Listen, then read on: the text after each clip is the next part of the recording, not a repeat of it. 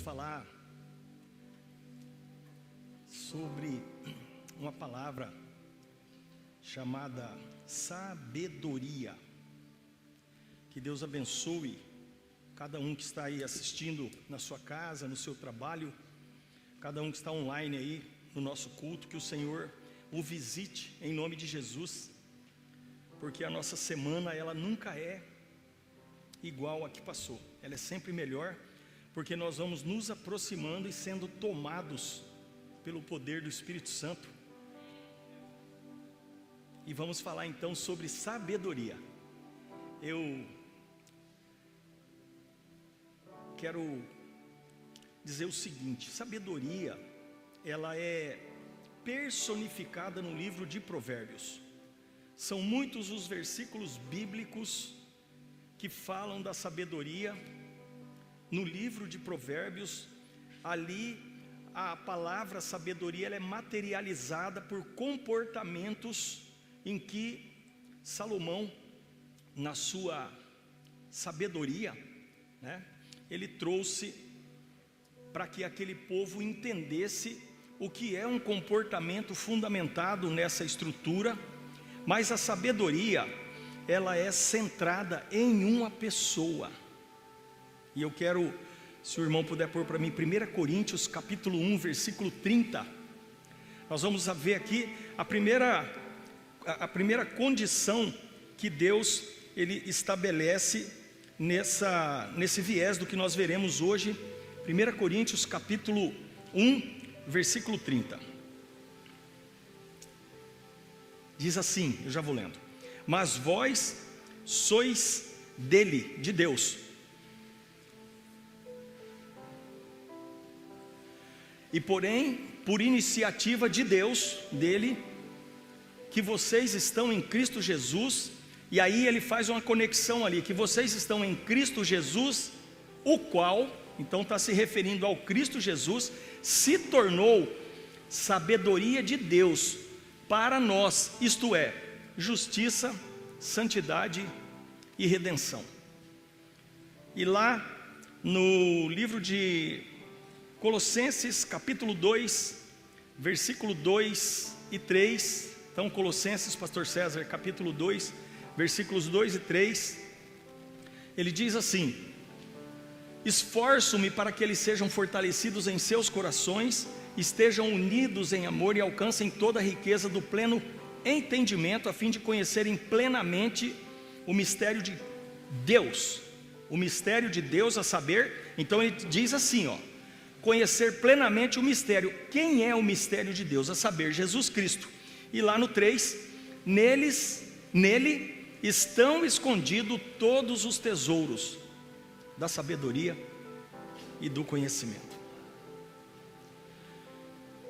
O livro de Lucas, no capítulo 2, ele diz que Jesus Cristo, quando criança, ele crescia em graça e sabedoria e estatura diante de Deus e dos homens. Esse Jesus, enquanto homem, ele crescia em graça e estatura diante de Deus e dos homens. Mas Isaías capítulo 11, no versículo 2, aqui está o centro da nossa mensagem de hoje, o fundamento mesmo. Jesus ele foi ungido com 7 espíritos, ou com um espírito com 7 pilares diferentes, com 7 estruturas. Pode deixar aí mesmo, pastor. Isaías 11:1, vamos começar porque é importante nós entendermos que esse livro, que foi escrito aproximadamente 750 anos antes do nascimento do nosso Senhor Jesus Cristo, é apelidado pelos teólogos do Evangelho do Velho Testamento. Por quê? Porque Isaías fala muito de Jesus. Então ele está dizendo: um ramo surgirá do tronco de Jessé, e das suas raízes brotará um renovo. Agora vamos para o versículo 2, Marlon, verso 2 aí para mim. O Espírito do Senhor repousará sobre ele, o Espírito que dá sabedoria e entendimento, que traz conselho e poder, o Espírito que dá conhecimento e temor do Senhor. Então Jesus Cristo, ele foi ungido profeticamente, quase 1000 anos antes de nascer. Houve uma palavra profética que declarou que ele seria ungido com uma natureza cétupla do Espírito de Deus que repousaria sobre ele.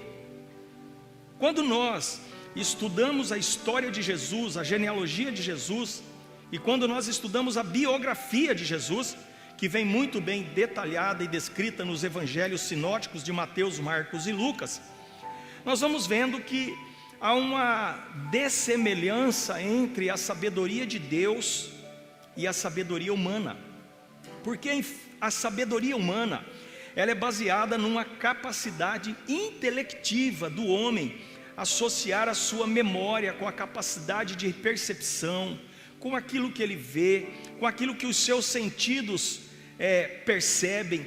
É um aprendizado de inteligência, de raciocínio lógico, de filosofia e um aprendizado de cultura. Então isso é tido como sabedoria humana.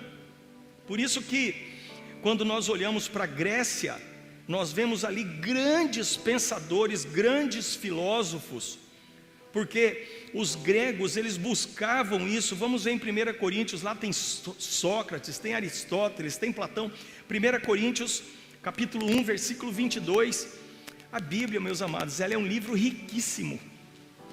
Os judeus pedem sinais milagrosos, miraculosos, e os gregos procuram sabedoria. Por que a Grécia é tida, o príncipe da Grécia ali de Daniel, quando aquele arcanjo diz para Daniel: eu estou há 21 dias tentando chegar em você e não consegui, porque o príncipe da Pérsia e o príncipe da Grécia, hoje, pelos estudos que nós vemos, ele é um principado chamado Principado da Intelectualidade. É o principado que pregarem um culto inteligente, os pastores a desenvolverem um viés de coach, de trabalhar na alma das pessoas, na mentalidade humana das pessoas. Então por isso que Paulo escreve lá em 1 Coríntios, que os judeus pedem sinal e os gregos buscam sabedoria. Qual é a estrutura da sabedoria grega que eles buscavam? A sabedoria humana, intelectiva, aprendizado, racionalidade, estudo da ciência filosófica, lógica, jurídico-formal, sociologia, estruturas de pensamentos humanos para descobrir a racionalidade. Vamos descobrir a razão de tudo.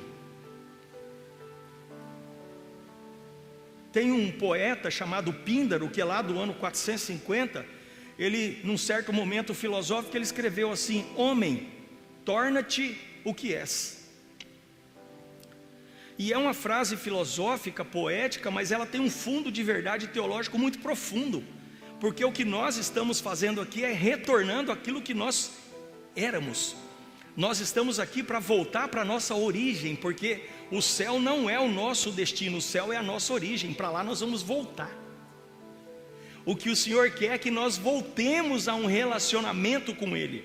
Então, em contraste, Deus na sua infinita sabedoria, acaba que os gregos, imagina o seguinte, meu amado, a dificuldade de Jesus Cristo, simples, um homem simples, um homem humilde, um filho de carpinteiro, quando ele chega na sua cidade, aquelas pessoas que o viram lá na infância, quando ele chega para pregar naquela cidade, a Bíblia diz que ele fez poucos sinais ali, porque aqueles homens disseram: esse aí não é aquele filho de Maria e José o carpinteiro? Não são porventura os seus irmãos Tiago, que vive aqui conosco, as suas irmãs não moram conosco? E não deram crédito à sua palavra. Então você imagina o contraste da sabedoria humana grega para ouvir um sermão de Jesus, quando ele, por exemplo, fala ali em Mateus 13, em Lucas 5, ali, quando ele conta a parábola do semeador, quando ele fala do paralítico, quando ele fala do bom samaritano, quando ele fala da mulher samaritana no poço. Imagina a dificuldade para um filósofo grego ouvir Jesus pregando que a salvação se dá por meio na fé em Deus e naquele que Ele enviou.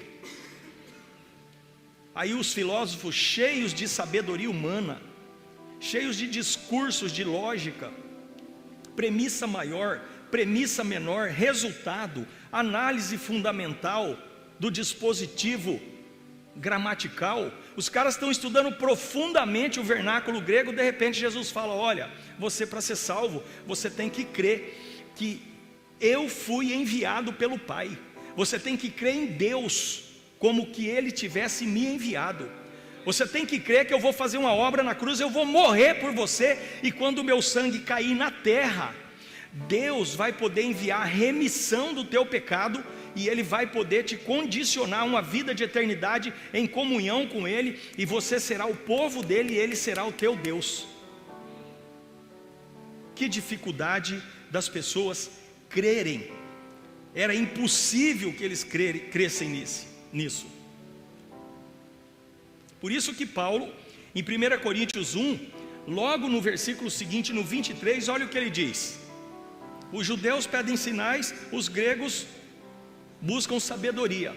Nós, porém, então Paulo, judeu dos judeus, da tribo de Benjamim, cidadão romano por carta de César, ele escreve: nós, porém, pregamos a Cristo crucificado, o qual de fato é escândalo para os judeus, porque lá ele era filho de Maria.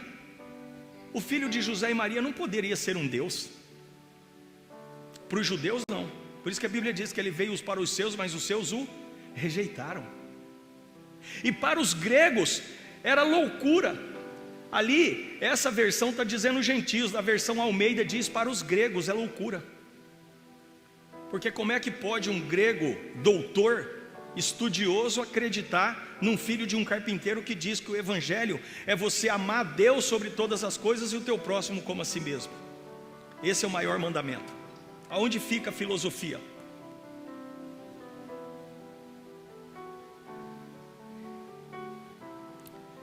E hoje pela manhã o César, ele põe uma palavra aí de Mateus 15 no versículo 32. Hoje foi pregada uma palavra aqui de manhã.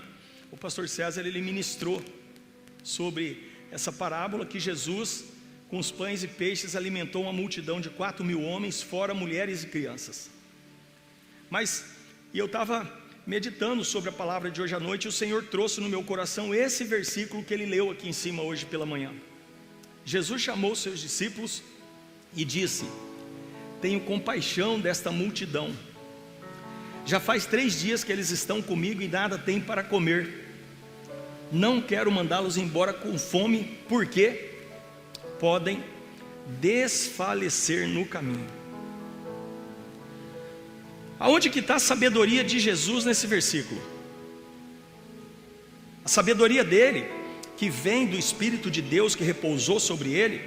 Lembra que em Lucas 3, quando Jesus é batizado, a Bíblia diz que sendo ele orava e sendo batizado, enquanto orava, eis que o Espírito Santo, na forma corpórea de uma pomba, desceu sobre ele, e ouviu-se uma voz do céu que disse: este é o meu filho amado, em quem eu me comprazo, em quem eu tenho muita alegria. Então naquele momento ali repousa sobre ele o Espírito de Deus. E aí é impressionante, porque Jesus, ele está falando, põe para mim lá o versículo, por gentileza, Marlon, Mateus 15, do 32. É impressionante porque Jesus diz no final ali: não quero mandá-los embora com fome, porque podem desfalecer no caminho. Eu quero dizer para você que os discípulos, eles não entendiam Jesus. Por isso que Pedro falou: Senhor, o que o Senhor quer dizer com isso? Jesus falou: Pedro, agora você não vai entender. Não tem como, você não tem o Espírito Santo ainda. Porque o Espírito Santo para os discípulos veio lá em João capítulo 20.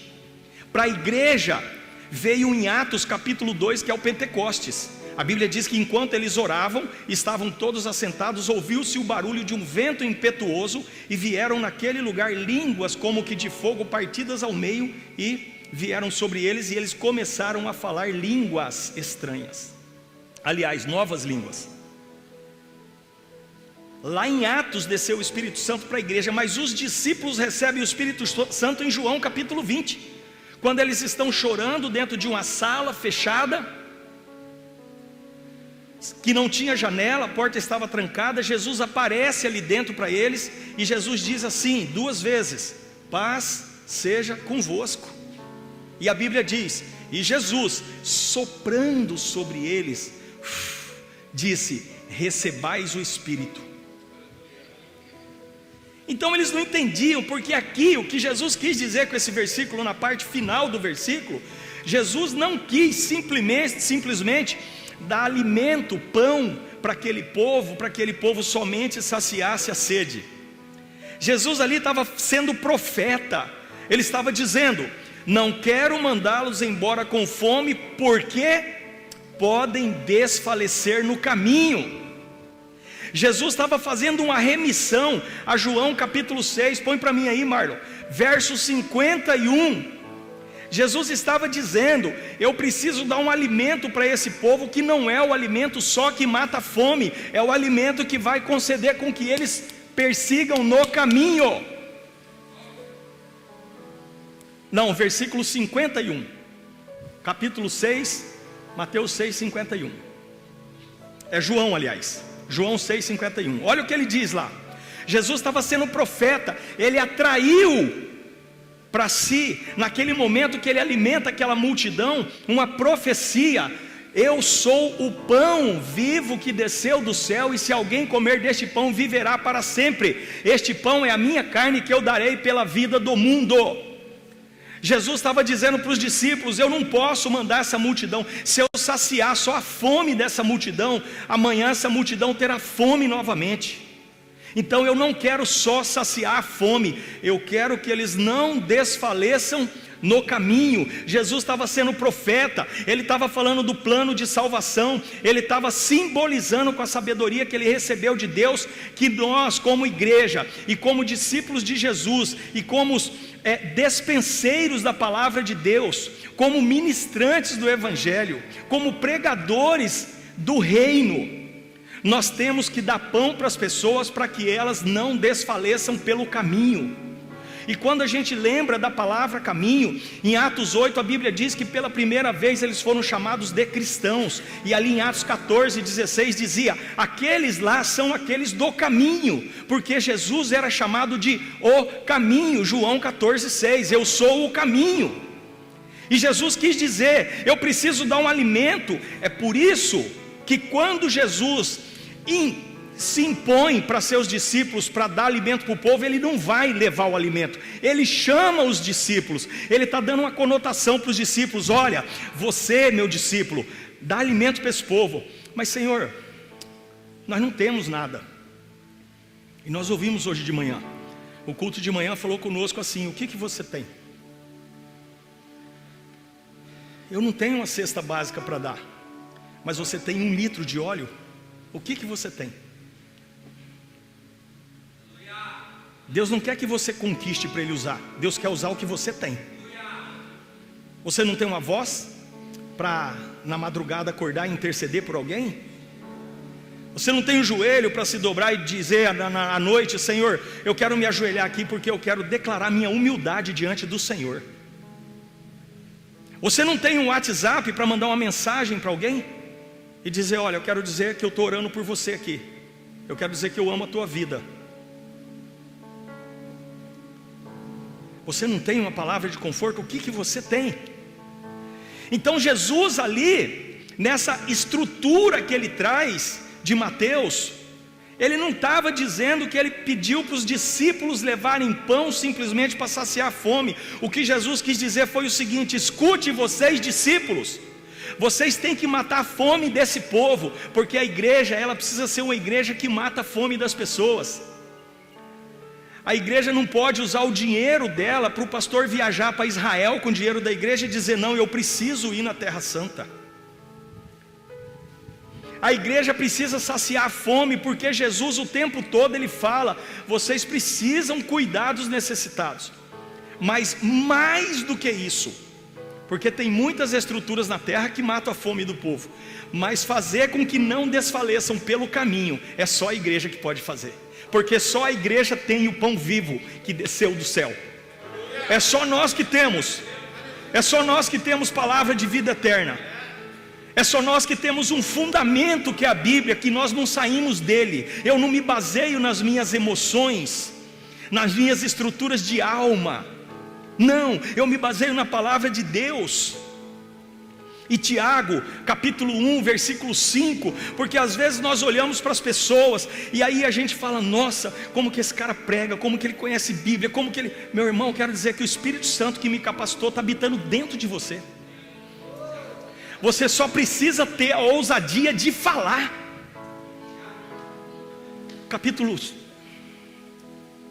Tiago capítulo 1, versículo 5. Olha o que ele fala ali. Meus irmãos, vai lá. Se algum de vocês, nós estamos falando do que hoje aqui? Sabedoria. Como é que você faz para ter sabedoria? Se você tem falta, peça a Deus, que a todos dá livremente, de boa vontade. Tem uma tradução da Almeida, essa aqui é a nova tradução na linguagem de hoje. A Almeida diz: e ele não te lança em rosto, ele te dá liberalmente e não joga na tua cara. Ele dá de boa vontade. E a sabedoria, ela precisa ser usada por nós, porque nós temos um modelo de sabedoria que é o nosso Jesus, mas nós temos ali na Bíblia inúmeros exemplos de sabedoria. Vamos ver Segunda Crônicas, Marlon, por gentileza, no capítulo 1, a partir do versículo 7. Segunda Crônicas 1, 7. Irmãos, em nome de Jesus, vamos entrar na história. Imagine que você nessa noite vai chegar na tua casa, vai ali fazer teus afazeres, comer o carreteiro ali, que o teu filho fez durante o dia. Aí você escova os dentes, tal, tira, põe teu pijama, deita, Deus aparece para você. Aí ele fala assim para você, ó, peça o que você quiser que eu vou te dar. Esse dia eu estava assistindo com meus filhos aquele filme de Aladim, né? O cara pega a lâmpada lá e aí sai lá o gênio, né? O azulão. O que aconteceu com Salomão? Quero dizer para você que o nosso Deus, ele não morreu, ele ressuscitou. A tumba não segurou Jesus. Tem uma música do grupo Elas que diz: aquela tumba fria não me segurou. E o que ele fazia no passado, ele faz no futuro e no presente, porque ele é Olã, ele é Deus eterno. Ele é Deus eterno, porque a diferença da eternidade de Deus para nós é que nós fomos criados por Ele. Ele é um ser incriado. Ele é um Deus que existe em si mesmo. A sua essência é o fundamento da sua existência. É muito louco isso, irmão, porque não dá para a gente conceber na mente. Porque toda vez que você planta uma plantinha, você vê ela crescendo, daí a árvore morre, daí você planta o milho, ele dá espiga, você colhe, come, aí você vê uma criança nascendo, de repente morre. Nós temos uma consciência de nascer, viver e morrer. É difícil a nossa consciência conceber Deus na sua plenitude de eternidade, porque Deus é um ser incriado, ele é o único ser na existência do todo que não foi criado. Então ele pode fazer isso com você. Ele pode chegar para você e dizer: peça-me o que quiser e eu lhe darei. Vamos continuar. 8. Salomão respondeu: tu foste muito bondoso para com meu pai Davi, me fizeste rei em seu lugar. Ó, sabe qual que é o princípio que está estabelecido nesse versículo aí, amados? Gratidão. Senhor, o Senhor foi muito bondoso com meu pai Davi. Vamos lá. Agora, Senhor Deus, que se confirme a tua promessa a meu pai Davi, pois me fizeste rei sobre um povo tão numeroso quanto o pó da terra. Dá-me sabedoria e conhecimento. Salomão poderia dizer para Deus assim: eu quero todos os reinos da terra. eu quero ser eleito rei em toda a terra. Mas Salomão, ele tinha um link com o céu. A terra para ele era nada. Depois ele deu uma pisadinha na bola, né? Mais para frente ali, mas nesse momento, ele tinha uma intimidade tão profunda com Deus de Israel, ele tinha uma consciência tão sã da comunicação profunda, de uma intimidade aperfeiçoada com Deus, que ele fala: dá-me sabedoria e conhecimento, para que eu possa liderar esta nação, pois quem pode governar esse teu grande povo?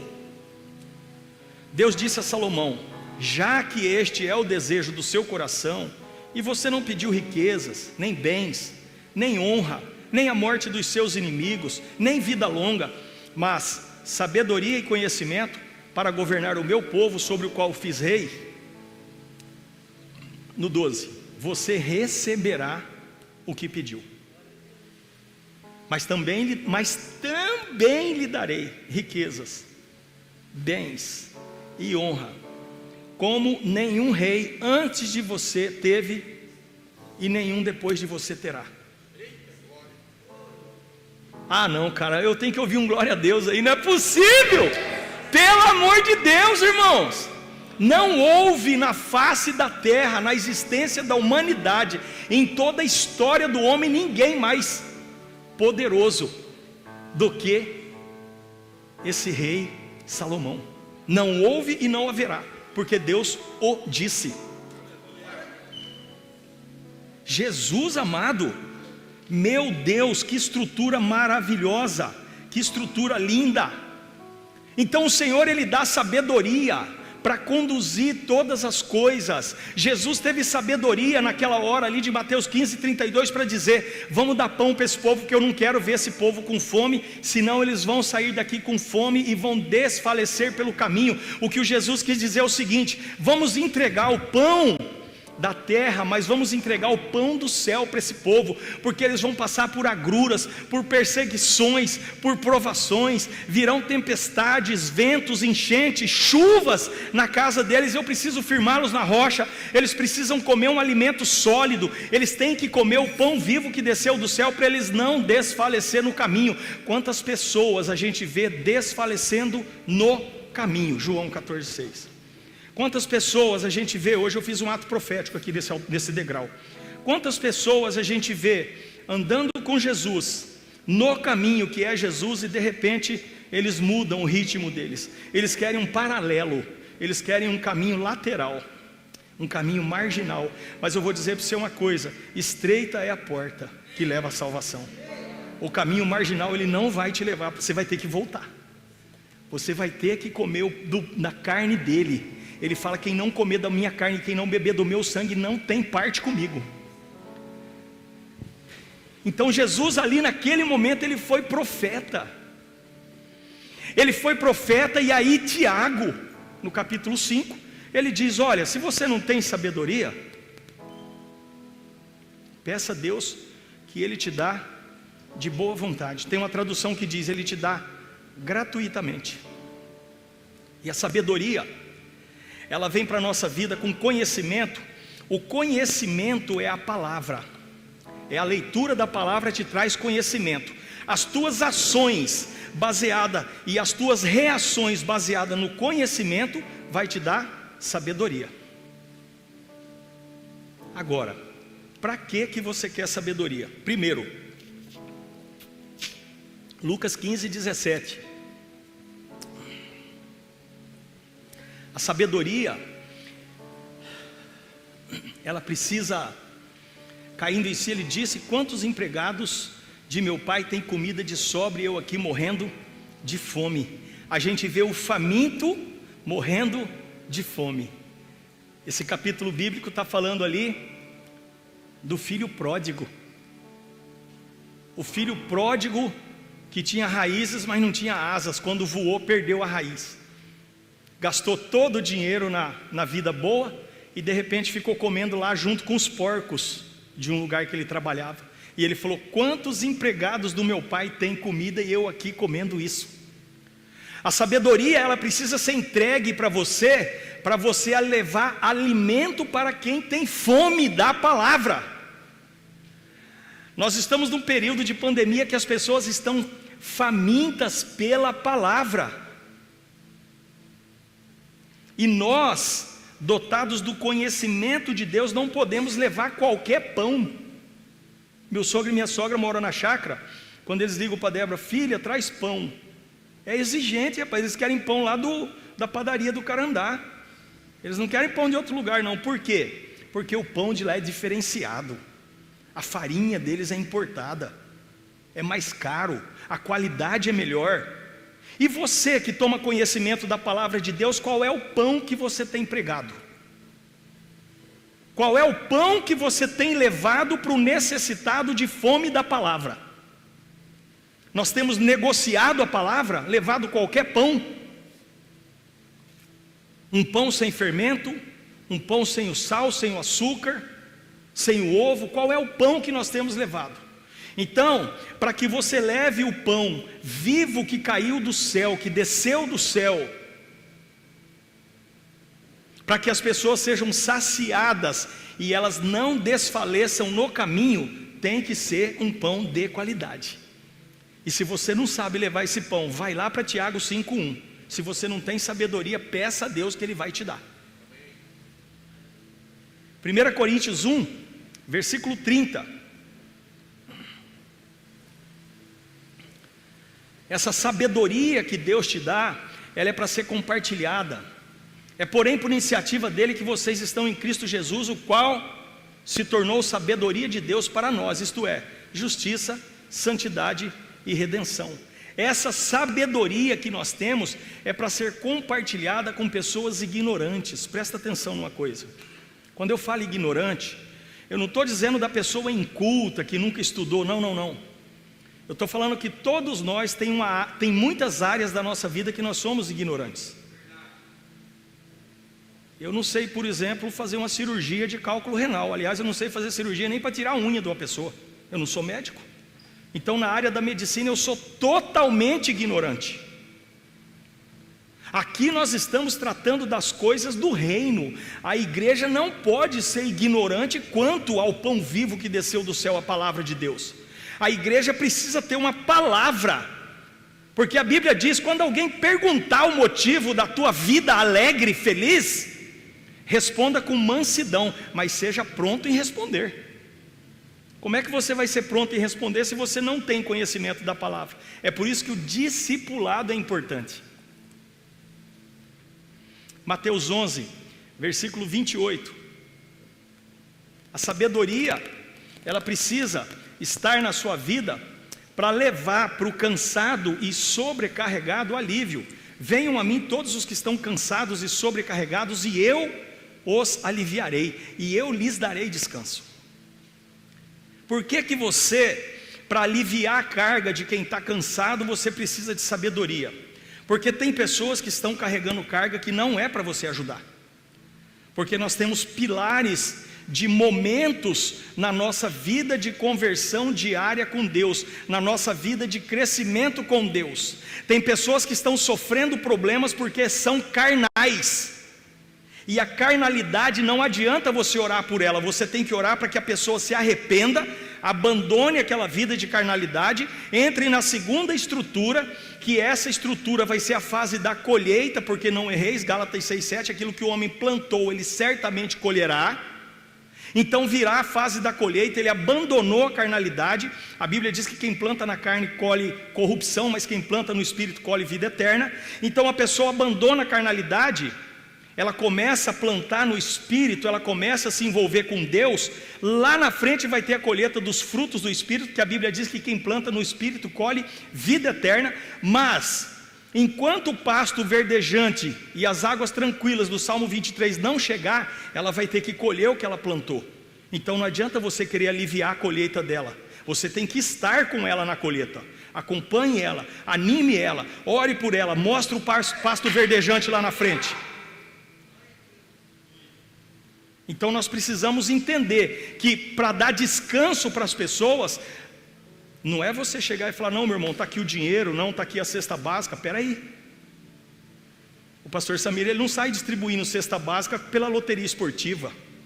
Vamos fazer um sorteio da cesta básica para ver qual bairro. Não, Existe toda uma oração, toda uma estrutura. Isso aqui é dinheiro dos irmãos. A Bíblia diz que o preguiçoso tem que aprender, tem que ter aula com a formiga. Vai ter com a formiga, ó preguiçoso. A Bíblia diz que aquele que não trabalhar, que não coma. A Bíblia diz que aquele que trabalha é digno do seu salário. Então são estruturas que você, para dar alívio e descanso, você tem que fazer como Jesus fez. Você tem que ter sabedoria. Filipenses capítulo 4, versículo 19. Você tem que ter sabedoria. O meu Deus suprirá todas as necessidades de vocês, de acordo com as gloriosas riquezas em Cristo Jesus. Nós precisamos mostrar para as pessoas que a fonte de bênção da vida delas não é uma viagem para o Caribe, não é uma viagem para Miami para fazer compra, não é um carro zero que você troca pelo prazer de estar com perfume de carro novo. Tudo isso pode, tudo isso deve, tudo isso são bênçãos. O livro de Eclesiastes diz que a riqueza é um dom de Deus para que o homem usufrua dela. Tudo isso são coisas boas, mas as pessoas precisam entender que a fonte de bênçãos não são essas coisas. A fonte de bênção é Deus. Entenda que quando Salomão, ele ora ao Senhor, ali em Crônicas, Deus pergunta para ele, ele responde: Senhor, me dá sabedoria e conhecimento. O que Deus falou para ele? Só porque você pediu isso, Salomão, eu vou te dar riqueza, eu vou te dar honra. Então Salomão, ele faz uma aplicação de um princípio bíblico de Mateus capítulo 6, versículo 33. Mas buscai primeiro o reino de Deus e a sua justiça, e todas as demais coisas vos serão acrescentadas. Busquem, pois, em primeiro lugar o reino de Deus e a sua justiça, e todas essas coisas vos serão acrescentadas. Salomão, ele buscou primeiro as coisas do céu, e Deus acrescentou as coisas da terra. Ele buscou sabedoria. A fonte de sabedoria, nós vimos em Coríntios, é Jesus. Ele buscou lá, falou: não, Senhor, esse povo, o teu povo, ó, como que Salomão trata. Ele era rei, mas ele não dizia: esse aqui é o meu povo, não. Ele entendia que Israel era um povo escolhido. Ele diz assim: ó Senhor, o teu povo é muito numeroso, eu não vou conseguir. Então eu quero que o Senhor me dê sabedoria e conhecimento. Mateus capítulo 14, versículo 31. Às vezes as pessoas erram, às vezes as pessoas caem, às vezes as pessoas recaem, às vezes as pessoas passam por situações difíceis na vida. Eu penso que tem algumas situações que Deus faz a gente passar para nos tirar de um lugar, para poupar a nossa vida. Às vezes você foi levado para um lugar que você não quis, porque Deus estava poupando a sua vida. Você ia morrer. Como Ele é eterno, como Ele te ama, Ele falou: eu vou tirar o meu filho daqui, porque senão ele vai morrer, eu vou botar ele num lugar lá. Entenda isso, por isso que a Bíblia fala: em tudo dai graças. Esta é a vontade de Deus para convosco. Imediatamente Jesus estendeu a mão e segurou, disse: homem de pequena fé, por que duvidou? A sabedoria de Deus, ela nos concede, ajuda aqui por favor, Samir. A sabedoria de Deus, ela nos concede uma estrutura, põe bem embaixo aí, Claudinha. Ela nos concede uma estrutura de nós estendermos as mãos para o necessitado. O que normalmente nós vemos as pessoas falando da igreja? O que normalmente, presta atenção na estatística do IBGE, Instituto Brasileiro de Geografia e Estatística. Olha o que ele fala: para cada uma pessoa hoje que está dentro da igreja, tem uma fora. Para cada um que congrega, tem o mesmo número que não congrega. Tem um site, um sítio da internet chamado desigrejados.com.br. Sabe por quê? Porque as pessoas, elas vêm para a igreja para serem acusadas, para serem caluniadas, para não serem amadas, para serem injustiçadas, para terem pastores como carga nas costas delas, para carregar pastor, para dar dinheiro para o pastor falando que está honrando como é que é? Honrando o líder. Vou dar dinheiro para o pastor porque eu vou honrar o líder.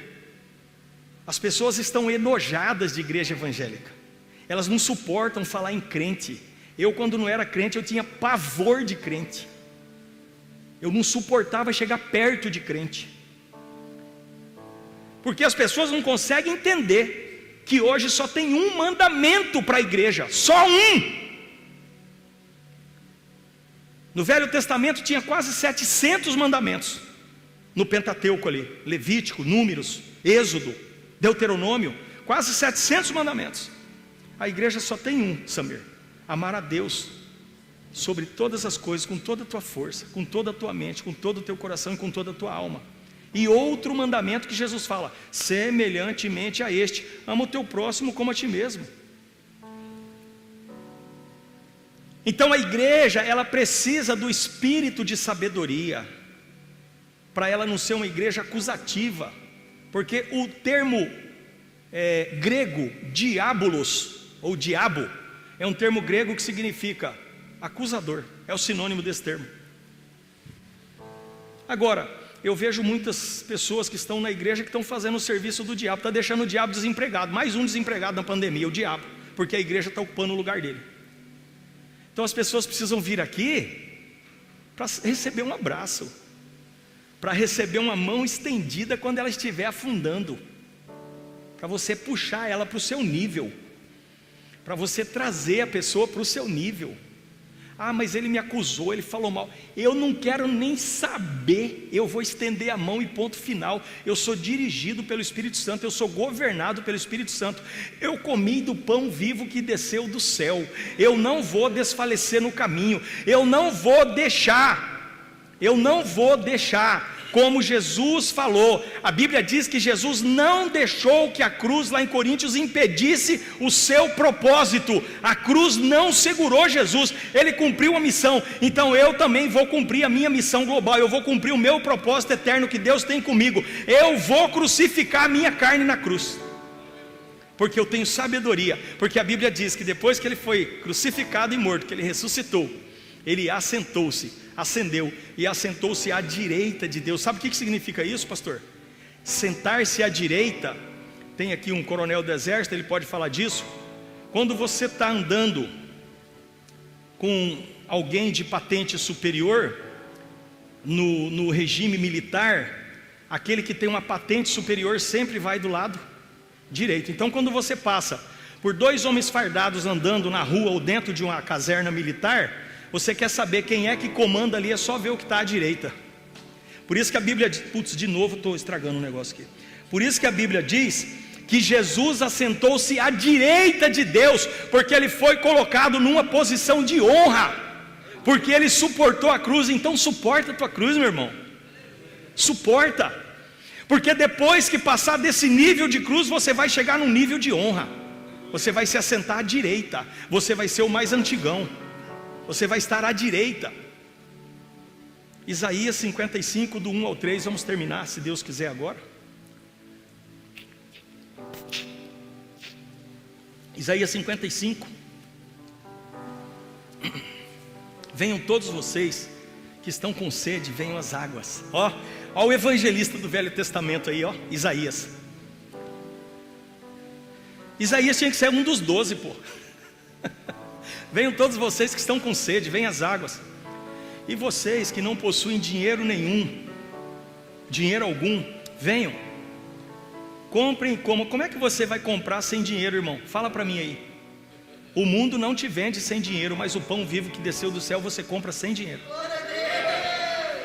Porque Deus amou o mundo de tal maneira que deu o seu Filho unigênito, para que todo aquele que nele crê não pereça, mas tenha vida eterna.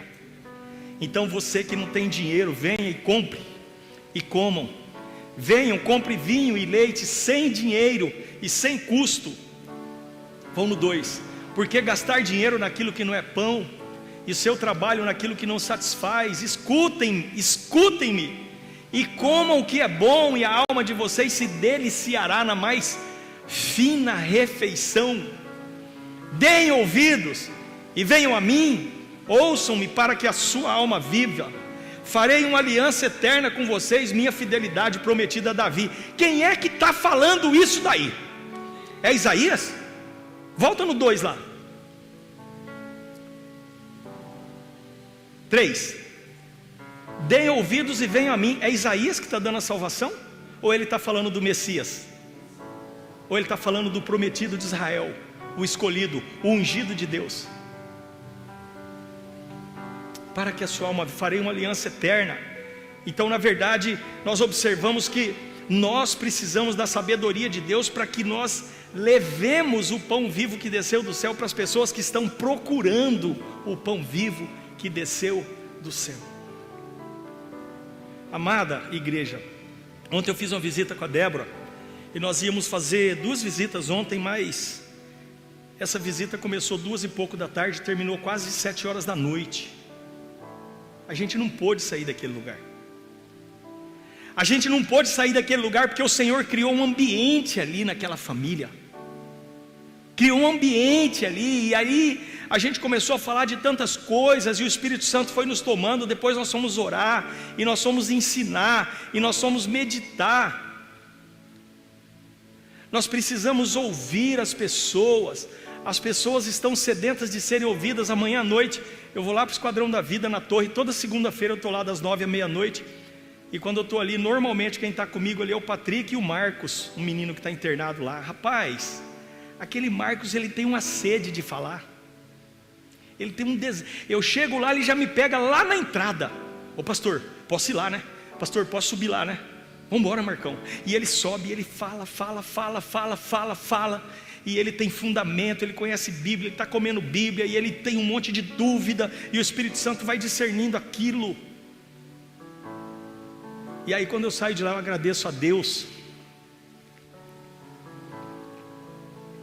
porque o mais ouvido que falei, o livro de Tiago fala: seja rápido em ouvir, mas seja tardio em falar.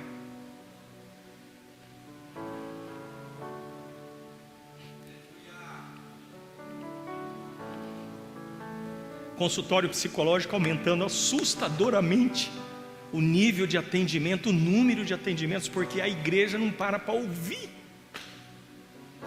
E quando nós falamos de sabedoria, a primeira plataforma nossa de sabedoria tem que ser a nossa casa, nossos filhos. A gente trata aqui no gabinete pastoral, Samir, de filhos órfãos de pais vivos. É impressionante, amados, como hoje os filhos não conhecem a história do pai e da mãe. O filho hoje, ele não conhece como que o pai e a mãe se conheceram. Eles não sabem a história, eles não conhecem o nome dos tios. Eles não sabem a história da família. Eles não sabem se vieram do Líbano, se vieram da Bahia. Eles não sabem. Eles não têm uma interação com a história da família. Você vai vendo que Mateus ali, muitas passagens bíblicas, você vai em Gênesis, chega em Mateus, tem a genealogia de Jesus. A Bíblia fala dos seus irmãos, da sua mãe, do seu pai terrenal. Porque imagina, irmão, se você não tem tempo para usar de sabedoria na tua casa, como é que você vai usar de sabedoria no mundo? A boa parte das pessoas que nós atendemos como pastores no aconselhamento, as pessoas são curadas não é por aquilo que nós falamos. Sabia disso, Samir? Não é aquilo que eu aconselho, não é o que a Débora fala. Elas são curadas só pelo fato delas terem alguém para ouvir. Aí entra um princípio lá de Tiago, que é o princípio da confissão positiva. Tiago trata da neurolinguística, da cura pela fala. Por isso que terapeuta é bom. Você chega no terapeuta, o que você faz lá? Ele pega um bloquinho. Hoje não, hoje tem um tablet, né? Ele pega o tablet, mas normalmente antigamente pegava o bloquinho. Aí o que você fazia? Ficava 2 horas falando. Ele não anotava nada, ele ficava riscando ali aquilo, desenhando gatinho, árvorezinha, não escrevia nada. E você fala, aí você sai de lá com a alma lavada, porque você falou. A Bíblia diz que nós devemos confessar os nossos pecados uns aos outros para sermos sarados. O pecado confessado por irmão traz cura. Então nós precisamos da sabedoria de Deus para pregar o evangelho do reino, numa plataforma de libertação, de cura, de fidelidade com os fundamentos que é Cristo, de uma raiz estruturada na plataforma que é o primeiro fundamento que é Jesus, de asas, quando nós somos lançados por alguém que é Pai na fé, que nos autoriza, que nos mostra o caminho, que nos endereça, que nos corrige, que traz de volta a rota. Antigamente eu fiz curso de piloto lá na época de 95, 94, não tinha GPS.